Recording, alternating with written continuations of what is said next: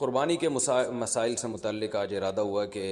ان مسائل سے متعلق ایک کلپ ریکارڈ کروا دیا جائے، لوگوں کو قربانی کے بیسک مسائل بتائے جائیں۔ لوگ بہت زیادہ جو سوالات پوچھتے ہیں تو اس پہ میں نے کچھ اشارے لکھ لیے اپنے سامنے، تاکہ جو سوال بہت زیادہ پوچھے جاتے ہیں میں ان کے بارے میں ریکارڈ کروا دوں۔ تو میں انشاءاللہ یہ جو قربانی ہے اس کے بالکل شروع سے لے کے آخر تک ترتیب سے کوشش کرتا ہوں کہ مسائل بیان کروں، اور جو مسائل بہت زیادہ پوچھے جاتے ہیں اللہ تعالیٰ سے دعا ہے کہ وہ سارے آ جائیں۔ تو پہلا سب سے بڑا مسئلہ یہ ہے کہ قربانی واجب کس پر ہے۔ قربانی واجب کس پر ہے؟ لم سم عوام کی سہولت کے لیے ایک نصاب بیان کرتا ہوں جو علماء بتاتے ہیں 52.5 تولہ چاندی۔ اتنی مالیت کا کسی کے پاس سونا ہو یا چاندی ہو یا تجارتی مال ہو، تجارتی مال کہتے ہیں وہ سامان جو بیچنے کے لیے آپ نے خریدا ہے، یا کیش رقم ہو، یا یہ کہ ضرورت سے زائد سامان، ضرورت سے زائد سامان کہتے ہیں وہ سامان جو پورے سال بھی استعمال نہ ہوتا ہو۔ تو ایسی کوئی چیز اگر آپ کے پاس اتنی مالیت کی پڑی ہوئی ہے، یا ایک نہیں 2-4 چیزیں مل کے اتنی مالیت کو پہنچ جاتی ہیں، یعنی خلاصہ یہ نکلا کہ آپ کے جو استعمال میں آنے والی چیزوں کے علاوہ آپ کے پاس اتنی مالیت کی مال موجود ہے، اور ضروری خرچے اس میں سے نکال دیں، قرضے نکال دیں، وہ سب نکال کے بھی اتنے پیسے آپ کے پاس بچتے ہیں 50 55 60 ہزار تک، تو پھر آپ پر قربانی واجب ہے۔ یہ بہت مختصر بتا رہا ہوں کیونکہ اگر میں اس کی نصاب کی ڈیٹیل میں گیا تو پورا کلپ اسی میں نکل جائے گا، تو لم سم ایک بتا رہا ہوں آپ کو کہ اتنا اماؤنٹ کسی کے پاس ہو تو اس پر قربانی واجب ہے۔ پھر بھی سمجھ میں نہ آئے تو اس بارے میں میرے دوسرے کلپ یوٹیوب پہ آپ کو مل جائیں گے، یا دوسرے علماء سے آپ تفصیل پوچھ لیں، وہ انشاءاللہ آپ کو ڈیٹیل بتا دیں گے، کیونکہ نصاب میں اگر میں زیادہ ڈیٹیل میں گیا تو بہت ہی لمبی بات ہو جائے گی۔ تو اس پر قربانی واجب ہے۔ بڑا مسئلہ یہاں پر ایک یہ اٹھایا جاتا ہے کہ کیا گھر کا سربراہ اگر قربانی کر لے تو سب کی طرف سے کافی ہو جائے گی، یا جو بھی صاحب نصاب ہے جس میں بھی استطاعت ہے اس پر الگ سے قربانی واجب ہے؟ اس میں فقہا کا اختلاف ہے۔ بعض علماء کی رائے یہ ہے کہ ایک آدمی اگر گھر کی طرف سے قربانی کر لے تو سارے اہل خانہ کی طرف سے کافی ہو جاتی ہے، اور اس کے بارے میں بعض تابعین سے آثار منقول ہیں، مصنف ابن ابی شیبہ کی روایات ہیں، لیکن ہماری رائے یہ ہے، اور بر صغیر کے علماء کی رائے یہ ہے، اور امام ابو حنیفہ رحمہ اللہ تعالیٰ کی بھی رائے یہی ہے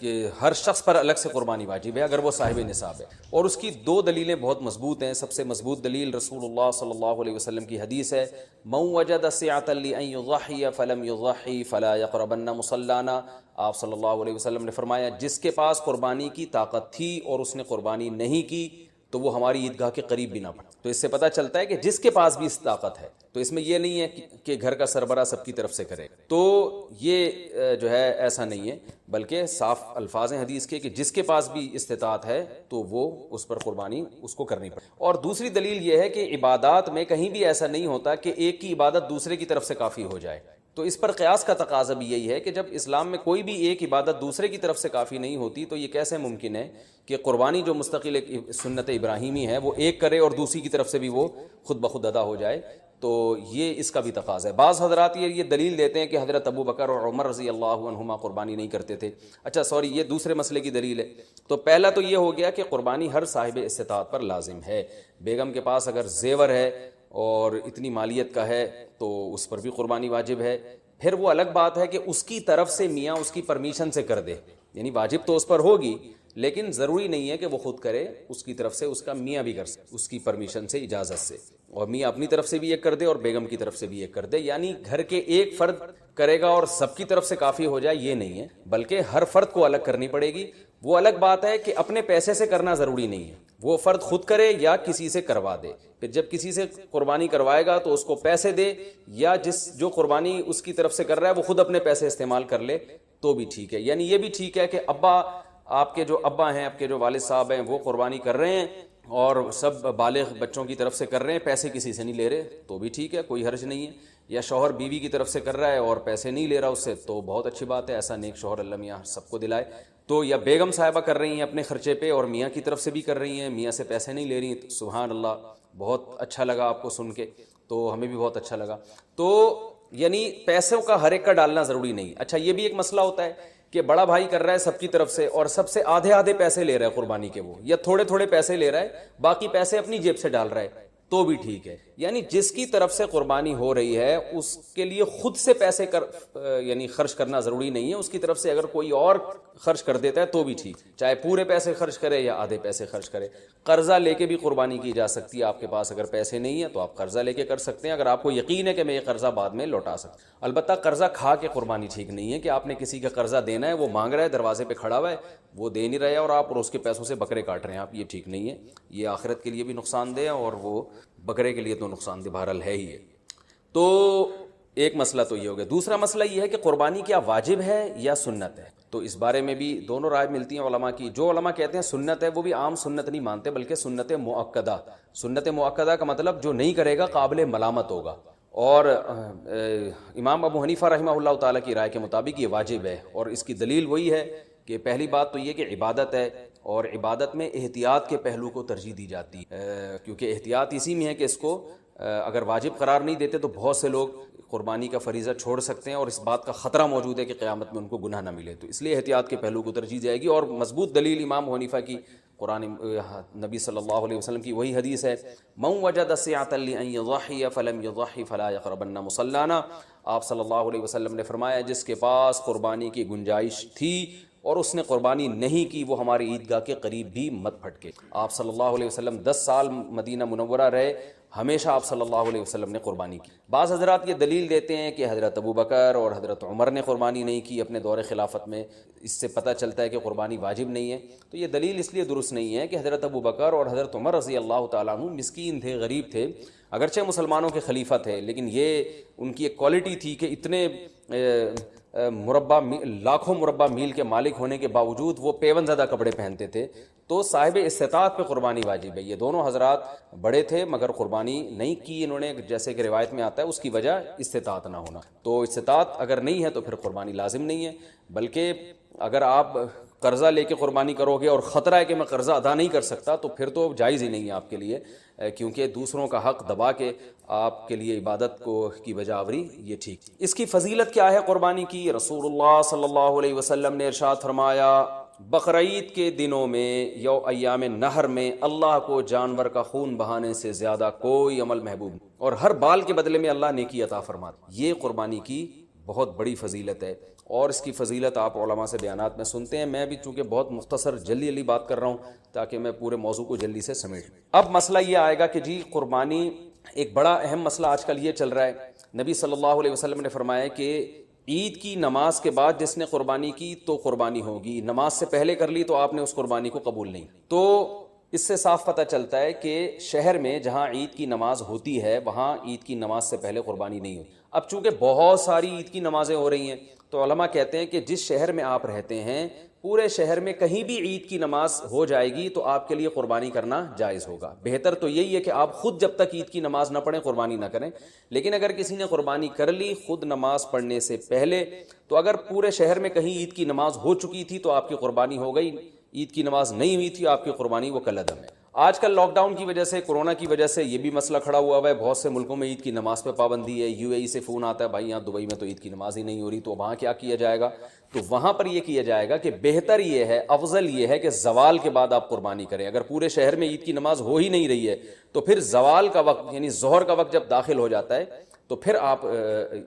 جانور قربان کریں، اس سے پہلے قربانی نہ کریں۔ لیکن اگر اس سے پہلے کسی نے قربانی کر لی تو فقہا کی ایک رائے یہ بھی موجود ہے انشاءاللہ وہ قربانی بھی ادا ہو جائے گی، یعنی صبح صادق کے بعد بھی اگر کسی نے قربانی کر لی تو قربانی ہو جائے گی۔ لیکن بہتر یہ احتیاط اسی میں ہے کہ ایسے جگہوں پہ جہاں عید کی نماز نہیں ہو رہی ہے، بعض کنٹریز ایسے ہیں جہاں عید کی نماز نہیں ہوتی، تو وہاں پر پھر آپ زوال کے بعد جانور کو قربان کریں۔ یہ مسئلہ ہو گیا۔ اچھا، اب جانور خریدتے ہوئے کیا چیزیں آپ نے دیکھنی ہیں؟ سب سے پہلی بات 4 جانوروں کی قربانی جائز ہے، اونٹ، اور یہ گائے بھینس بھی گائے کے حکم میں ہی ہے، اور بکرا اور دمبا۔ ہرن کی قربانی یا نیل گائے کی قربانی یا اور دوسرے جو جنگلی جانور ہیں ان کی قربانی جائز نہیں ہے۔ ان 4 جانوروں میں اونٹ کی عمر 5 سال ہونی چاہیے، گائے کی عمر 2 سال ہونی چاہیے، اور بکرے کی عمر 1 سال ہونی چاہیے، اور دمبے کی بھی اصل تو یہی ہے کہ 1 سال عمر ہو، لیکن اگر 6 مہینے کا دمبا اور بھیڑ یا جو بھی سرگودا کے کجلے بڑے مشہور ہیں، 6 مہینے کا اگر دیکھنے میں سال کا لگتا ہے یعنی موٹا تازہ ہو تو 6 مہینے کا دمبا بھی جائز ہے، 6 مہینے سے کم کا جائز نہیں ہے۔ اور 6 مہینے کا دمبا اگر دیکھنے میں 6 مہینے کا نہیں لگ رہا، سوری 1 سال کا نہیں لگ رہا، بچہ ہی لگ رہا ہے، چھوٹا لگ رہا ہے، کمزور ہے، پھر اس کی بھی جائز نہیں۔ تو دمبا اگر 6 مہینے کا موٹا تازہ ہے تو اس کی قربانی جائز ہے، اور باقی بکرا 1 سال کا ہونا ضروری، اور گائے 2 سال کی، اور اونٹ 5 سال کا۔ اچھا، اس میں یہ بات ضروری ہے کہ یہاں سال سے مراد اسلامی سال ہے۔ مثال کے طور پر آپ بکرا لینے کے لیے گئے مارکیٹ میں، ہاں بھائی کتنی عمر ہے، اس نے کہا کہ جی اتنی عمر ہے، تو آپ اس سے سیدھا سیدھا یہ پوچھیں کہ بھائی پچھلے سال بقرعید سے پہلے یہ پیدا ہو چکا تھا کہ نہیں ہوا؟ اگر پچھلے سال بقرعید سے پہلے پیدا ہو چکا تھا تو اس سال بقرعید میں اس کی قربانی جائز ہے، بلکہ پچھلے سال اگر بقرعید والے دن پیدا ہوا تھا تو اس سال بقرعید والے دن جب وہ ٹائم گزرے گا تو اس ٹائم میں بھی اس کی قربانی جائز ہو جائے گی، کیونکہ پورا سال اسلامی سال گزر چکا ہے۔ دانتوں کا اعتبار نہیں ہے، یاد رکھیں، لوگ دانت کو زیادہ فوکس کر رہے تھے، 2 دانت ہے کہ 4 دانت ہے کہ کھیرا ہے، تو دانت کا اعتبار نہیں ہے، اصل حکم ہے جانور کی عمر کا، کہ گائے 2 سال ہو، اور 2 سال میں یاد رکھیں دانت پورے، جو ماہرین ہیں نا جو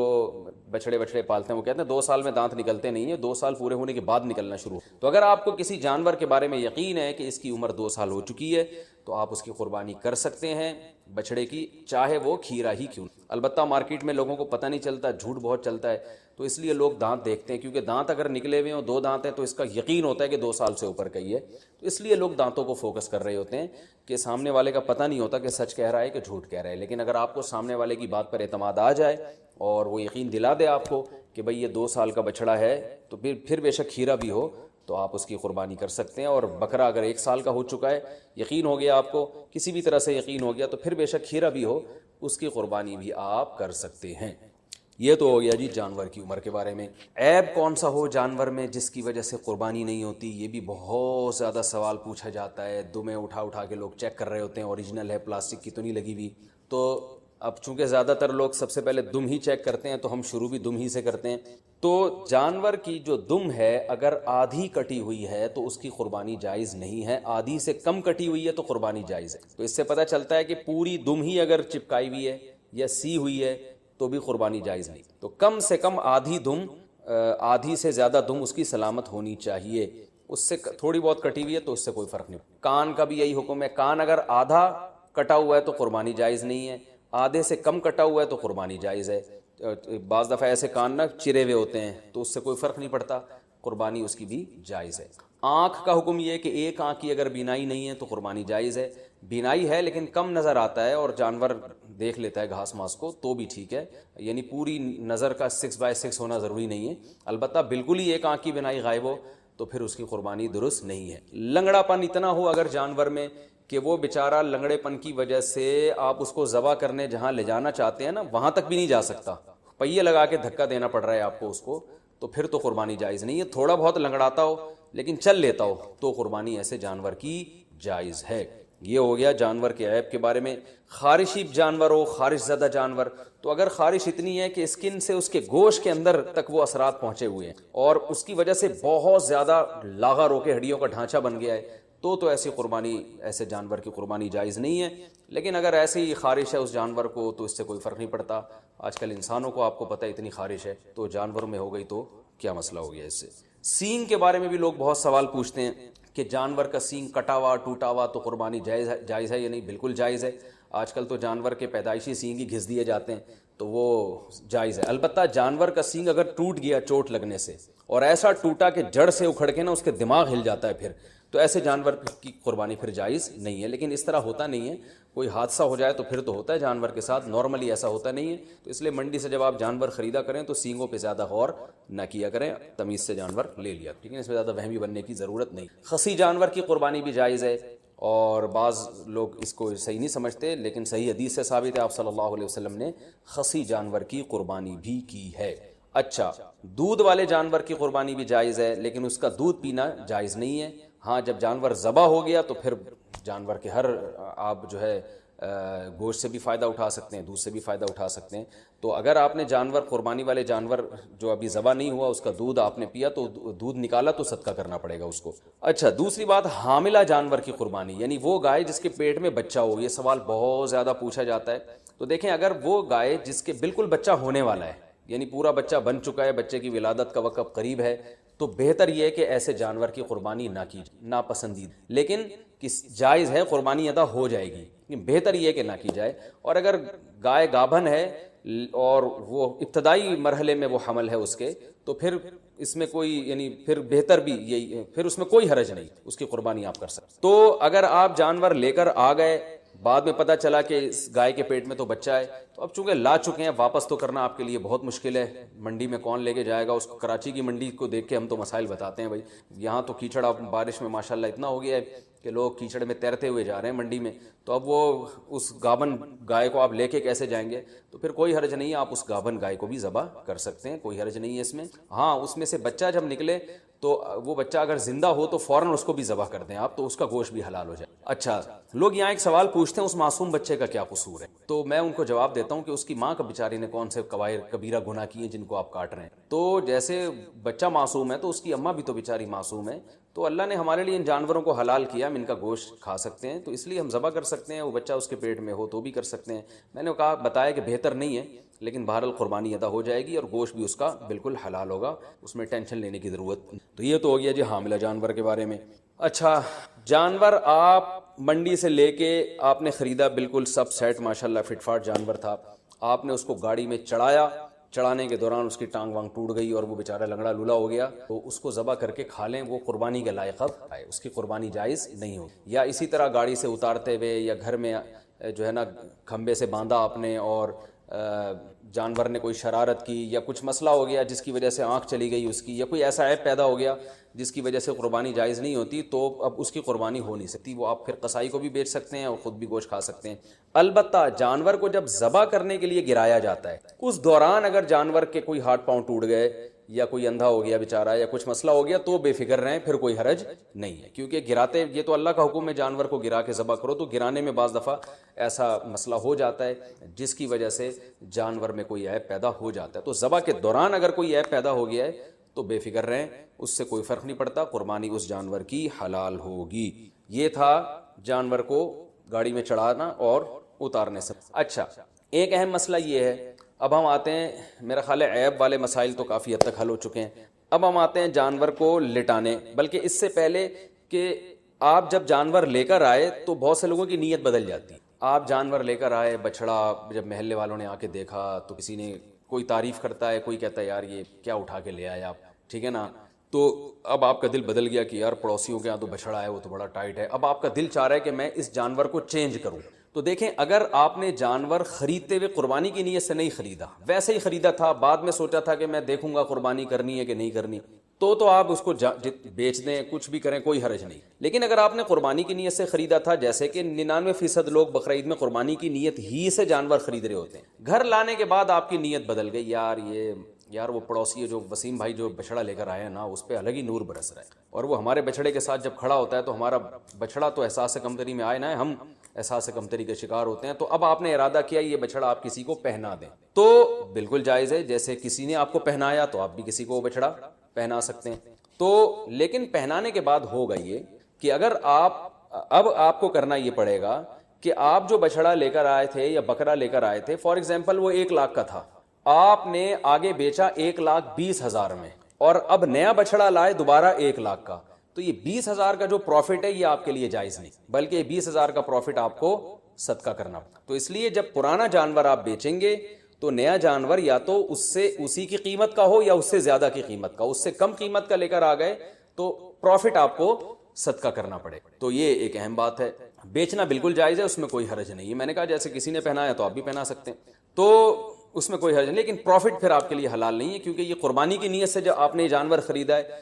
جب آپ نے قربانی کرنے کی نیت سے خرید لیا تو اب اس میں پروفٹ کمانا آپ کے لیے جائز نہیں رہا۔ آپ بچڑا لے کر آئے، پورا بچڑا اپنے لیے لے کر آئے آپ قربانی کی نیت سے، تو یہاں آپ نے ارادہ کیا، محلے والے آ گئے، وسیم بھائی نے کہا یار ایک حصہ ہمیں بھی دے دو یار ایک حصہ، تو آپ کا ارادہ بدل گیا، آپ نے کہا چل بھائی، تو آپ اس میں سے حصے بھی دوسروں کو دے سکتے ہیں، اس میں بھی کوئی حرج نہیں ہے، تو یہ بھی جائز ہے آپ کے لیے کہ اس جانور میں آپ سب کو شریک کر لیں۔ تو یہ ضروری نہیں ہے کہ آپ نے اپنے لیے گائے خریدی تو اب وہ پوری گائے آپ کے اپنے، ایک حصہ بھی آپ اپنا اس میں رکھ سکتے ہیں، 6 حصے دوسروں کو دے سکتے ہیں۔ ایک اہم بات یہ بھی ہو گئی۔ دوسری ایک اہم بات یہ ہے کہ آج میرے پاس عصر کے بعد ایک بندہ آیا، میں بچڑا لایا تھا، صبح جب میں نے دیکھا تو اس کا انتقال ہو گیا. ان کی ورڈنگ یہی تھی، انتقال ہو گیا. میں نے کہا انتقال تو آدمیوں کے ہوتے ہیں، جانوروں کی تو موت واقع ہو. خیر اس کا انتقال ہو گیا. تو مالدار آدمی جس پر قربانی واجب تھی، اگر اس کا جانور بقرعید سے پہلے مر جائے تو اس پر لازم ہے کہ وہ دوبارہ قربانی. ہاں دوبارہ قربانی میں یہ ضروری نہیں ہے کہ جتنا مہنگا پہلا جانور تھا اتنا ہی دوسرا بھی ہو. نہ سستا جانور بھی کیا جا سکتا ہے، کیونکہ اب آپ پروفٹ نہیں کما رہے اس پہ، تو اس لیے وہ تو اللہ نے ہی اس کو اٹھا لیا پہلے. تو اس جانور کو ذبح کر کے مرنے سے پہلے گوشت کھا لیں یا قصائی کو بیچ دیں. اور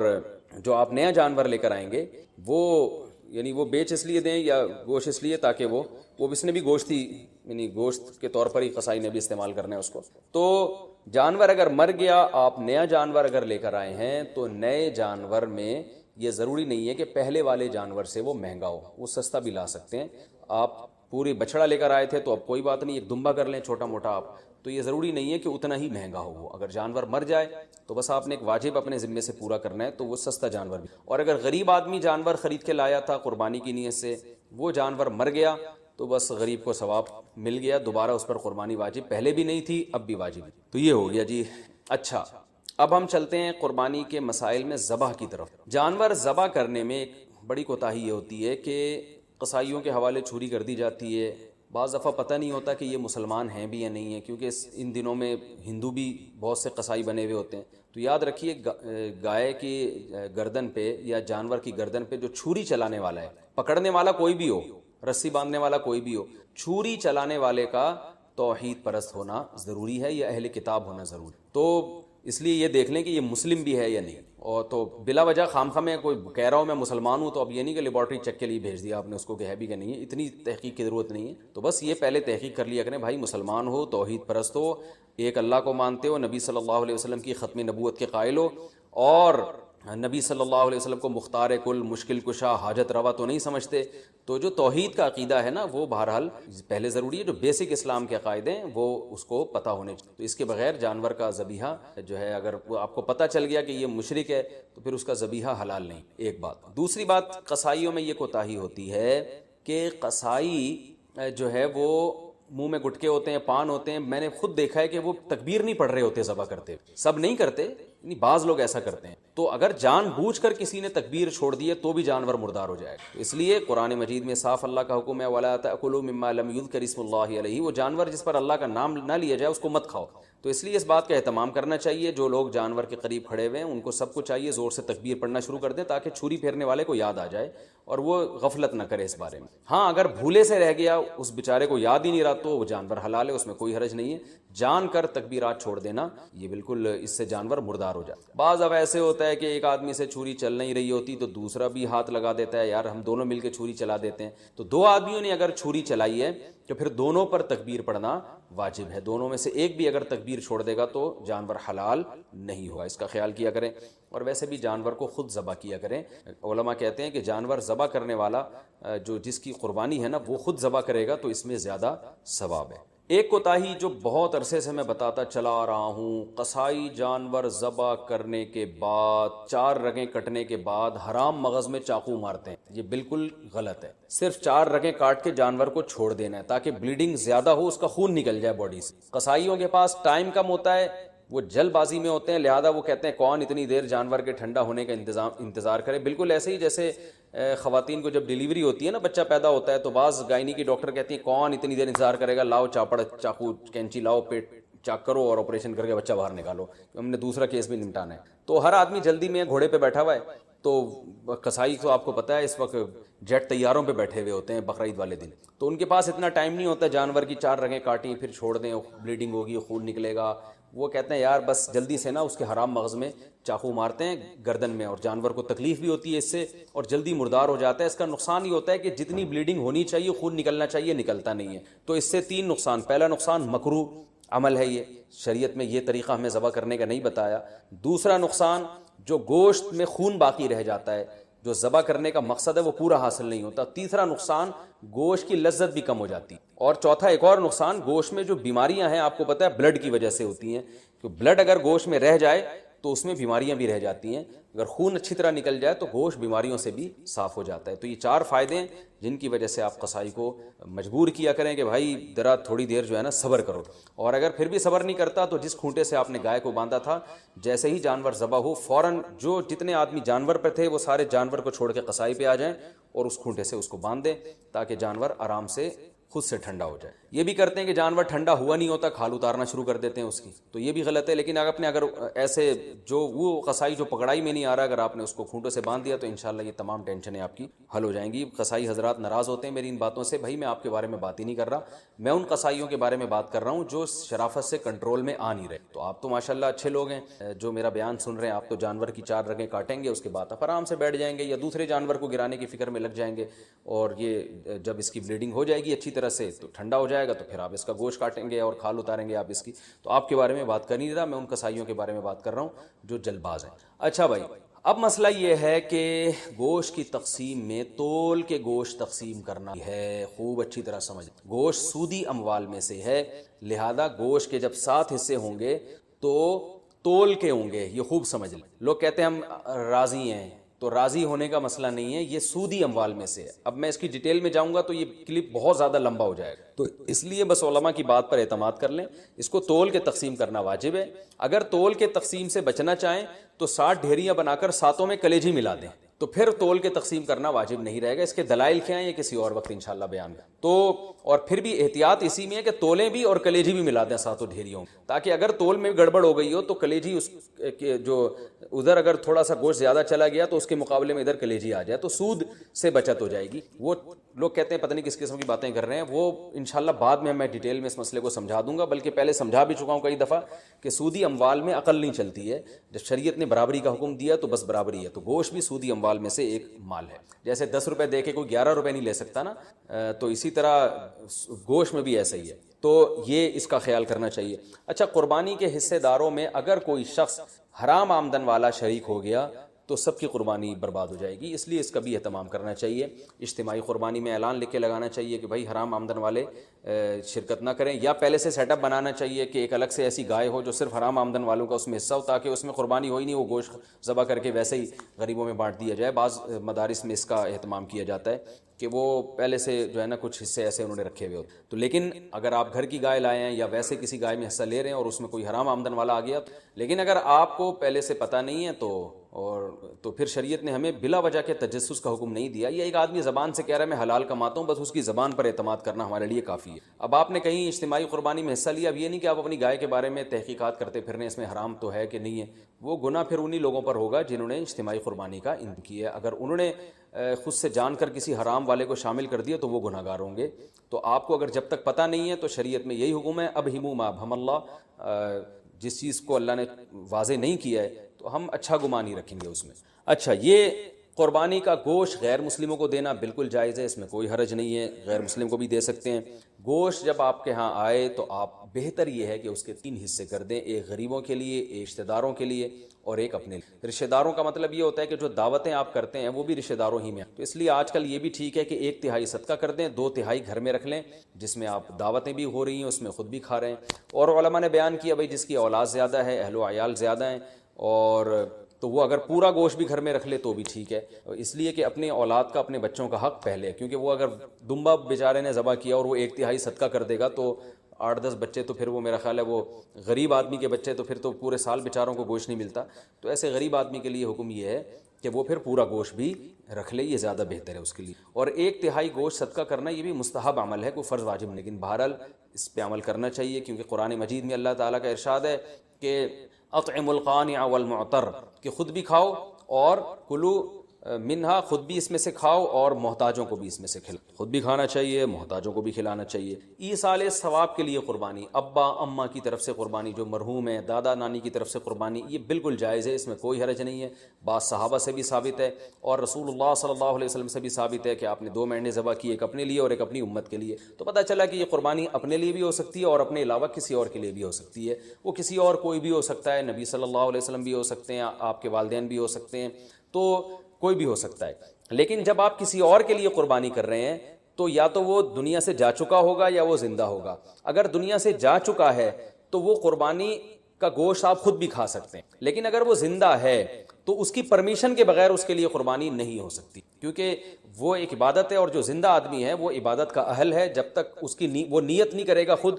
تو اس کی قربانی نہیں ہوگی۔ تو وہ اس کی نیت کے لیے ضروری ہے کہ اس کو کم از کم اطلاع ضرور دی جائے اور وہ اس پہ راضی ہو، چاہے وہ زبان سے اجازت دے دے یا دل سے ویسے ہی راضی ہو، یعنی آپ کو پتہ چل جائے کہ یہ راضی ہے اس پر تو بھی ٹھیک۔ اگر کسی نے وصیت کی تھی کہ میرے مرنے کے بعد میرے لیے قربانی کرنا اور مال چھوڑ کر گیا ہے وہ قربانی کا، تو پھر اس کی قربانی میں سے بھی گوشت کھانا جائز نہیں ہے، وہ قربانی بھی آپ کو وہ سارا گوشت صدقہ۔ اچھا بھائی، ایک مسئلہ یہ بھی ہے کہ قربانی کسی نے نہیں کی اور بعد میں خیال آیا کاش میں قربانی کر لیتا، تو یاد رکھیں بقرعید کے 3 دن جب گزر جائیں گے تو اس کے بعد قربانی اب جائز، یعنی اب قربانی جائز نہیں، کیونکہ وہ 3 دن گزر گئے، قربانی کا ٹائم ختم ہو گیا۔ اب آپ نے اگر جانور ذبح کیا تو اس کا سارا گوشت آپ صدقہ کر دیں، اور بہتر یہی ہے کہ جانور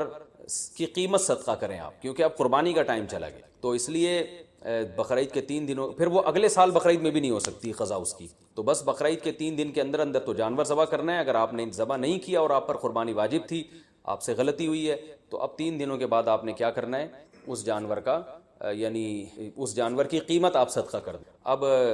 جو ہے وہ قربانی کا ٹائم چلا، اور یہ بھی یاد رکھیں اس پر بہت مضبوط دلائل ہیں کہ قربانی کے صرف 3 دن ہیں، اس پر میں کلپ ریکارڈ کروا چکا ہوں، صحابہ تابعین کے آثار ہیں، احادیث ہیں کہ صرف 3 دن قربانی جائز ہے، چوتھے دن قربانی جائز نہیں ہے۔ بہت ساری روایات ہیں اس پر صحابہ کرام کی، تقریباً اجماع اس کے اوپر کہ چوتھے دن قربانی جائز نہیں ہے، اور جو چوتھے دن والی حدیث ہے وہ بالاتفاق ضعیف ہے، تو اس لیے اپنے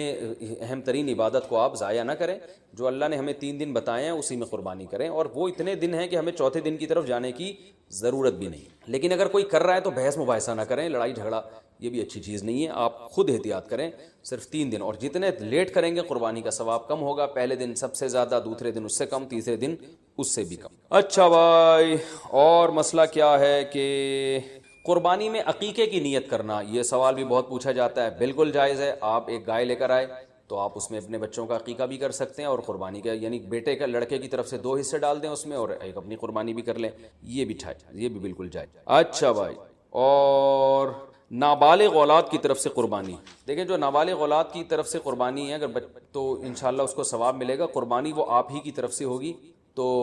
یعنی آپ ہی اس قربانی کے مالک ہیں، تو کیونکہ جو نابالغ ہے نا اس پر قربانی بہرحال واجب نہیں ہوتی، چاہے وہ کتنا ہی مالدار کیوں، اور اگر بالکل ہی چھوٹا بچہ ہے تو پھر اس کی طرف سے قربانی کا مطلب یہ ہوتا ہے کہ آپ خود ہی بس قربانی کر رہے ہیں، تو وہ قربانی کا اہل نہیں ہے، اس کی طرف سے قربانی نہیں ہوگی۔ ہاں اگر وہ سمجھدار ہے، بلوغت کے قریب ہے، تو پھر اس کی طرف سے قربانی ادا ہو جائے گی، اگرچہ اس پہ واجب ہے نہیں، تو یہ کر سکتے ہیں، اس میں کوئی حرج نہیں۔ اچھا، ایک اہم مسئلہ یہ بھی ہے کہ اونٹ کو ذبح کرنا یہ سنت نہیں، اونٹ کو نہر کرنا سنت، کھڑے کھڑے اس کی ٹانگ باندھ کے نا یہاں چاقو مارا جاتا ہے، اور ایکسپرٹ جو کسائی ہوتے ہیں وہ ایسے زور سے کٹ لگاتے ہیں کہ ایک دم فوارہ نکلتا ہے، اونٹ بہت جلدی ٹھنڈا ہو جاتا ہے، اور جو اناڑی ہوتے ہیں وہ بہت تکلیف دیتے ہیں جانور، وہ گھماتے رہتے ہیں اس میں، اور ان کو صحیح نس ملتی نہیں ہے، رگ ملتی نہیں ہے، اونٹ کا خون کم بہتا ہے، وہ بہت دیر سے اس کی جان نکلتی ہے، تو یہ بہت جو ہے وہ اچھا کام نہیں ہے جانور کو تکلیف دینا۔ آپ صلی اللہ علیہ وسلم نے حکم دیا ہے کہ جب تم میں سے کوئی شخص جانور کو ذبح کرنے کا ارادہ کرے تو اسے چاہیے کہ جانور کو راحت پہنچائے، اس کی راحت کا خیال رکھے، وہ اس کی کو اذیت نہ دے، تکلیف نہ دے، اور آپ نے یہ بھی فرمایا کہ اپنی چھری کو پہلے تیز کر لو تاکہ جانور کو تکلیف نہ ہو۔ بعض لوگ یہ کر رہے ہوتے ہیں، جانور کو لٹا کے چھری تیز کر رہے ہوتے ہیں، وہ بھائی پہلے ہی کر لیتے یہ کام، اس کو آپ نے جو لٹا کے اتنی تکلیف دی ہوئی ہے، یہ ٹھیک نہیں، یہ ٹھیک عمل نہیں ہے، تو جانور کو راحت دینے کا ہمیں حکم ہے، تکلیف سے اس کو بچانا ہے۔ تو یہ کچھ مسائل تھے، اور بھی کوشش کر رہا ہوں کہ کوئی مسائل دماغ میں آ جائیں جو لوگ زیادہ ہاں ایک اہم مسئلہ یہ، بعض جانور بڑے شرارتی ہوتے ہیں، کنٹرول میں نہیں آ رہے ہوتے، جیسے بعض میاں کنٹرول میں نہیں آتے، بعض بیویاں کنٹرول میں نہیں آتی، بعض بچے کنٹرول میں نہیں آتے، اور بعض دفعہ آپ کا ملازم کنٹرول میں نہیں آ رہا، تو اس طرح بعض دفعہ آپ ایسی گائے لے آتے ہیں کہ وہ گائے، ابھی ہمارے 2-3 سال پہلے محلے میں ایک بچڑا آیا، وہ ایسا خون خوار قسم کا بچڑا کہ وہ کسی کو قریب ہی نہ آنے دے، تو ایک قصائی آیا، اس نے کہا ابے دیکھو ایسی کی تیسی، میں کسی سے نہیں ڈرتا، اور بغیر کچھ کہے نا وہ بچڑے کے قریب چلا گیا۔ جو وہاں بچڑے کے قریب لوگ تھے نا ان کا بیان ہے کہ وہ ایسے اچھلتا ہوا قصائی بچڑے کے پاس گیا کہ جیسے ڈرتا ہی نہیں ہے، تو کہہ رہے ہیں ہمیں چند سیکنڈ کے بعد ہمیں یہ لگا کہ صرف بچڑا ہے، قصائی ہے نہیں یہاں پہ کہیں بھی، تو ہم حیران، یہ قصائی کیا کہاں، یعنی بچڑے نے اتنی اسپیڈ کے ساتھ اس کو لات ماری ہے کہ قصائی مارکیٹ سے شارٹ، تو کہہ رہے ہیں ہم دیکھا وہ وہاں پڑا ہوا ہے، تو وہ فنٹر گیری بھی بعض لوگ کر رہے ہوتے ہیں، تو ایسا جانور جو بہت ہی شرارتی ہو, قابو میں نہ آ رہا ہو, تو شرعاً یہ جائز ہے کہ آپ اس کو پہلے اگر کسی گولی وغیرہ سے مار دیں, گرا دیں اس کو بندوق سے, اور پھر ذبح کر لیں تو بھی جائز ہے. یا اور کسی طریقے سے اس کو قابو میں لانے کے لیے یہاں پر اس کے گردن پہ کھڑے کھڑے بھی ذبح کر سکتے ہیں. یعنی اس کو آپ, یعنی 2 دھاری چاقو آپ نے گردن پہ لگایا اور اس کو چاروں رگیں کاٹ ڈالی تو بھی جائز ہے. تو بہتر سنت طریقہ تو یہی کہ لٹا کے گلے پہ چھری چلائی جائے بچھڑے کے, لیکن اگر وہ بے قابو بچڑا ہے تو کھڑے کھڑے بھی مجبوراً اس کو ذبح کرنا جائز ہے. ہاں اگر گولی ماری آپ نے اس کے گرانے کے لیے اور گولی سے ہی وہ ٹھنڈا ہو گیا تو پھر حرام ہو جائے گا, چاہے گولی پہ تکبیر بھی کیوں نہ پڑی ہو, کیونکہ گولی کا شکار جائز نہیں ہے, حلال نہیں ہے. تو اس لیے دھاری دار چیزوں کا شکار ہوتا ہے. اسی طرح جانور اگر بھاگ گیا اور آپ نے اس کو چاقو مارا پیچھے سے تکبیر پڑھ کے, اور تیر مارا یا چاقو مارا, آج کل لوگ ارطغرل دیکھ رہے ہیں تو تیر ویر بھی لوگ گھروں میں لا کے رکھ رہے ہوں گے, تو تیر مارا دھاری دار چیز ہے نا, وہ تیر اس کے جا کے لگا, یا چاقو آپ نے مارا وہ چاقو اس کے لگا, اس سے وہ زخمی ہو گیا, اس سے وہ نیچے گرا, آپ فوراً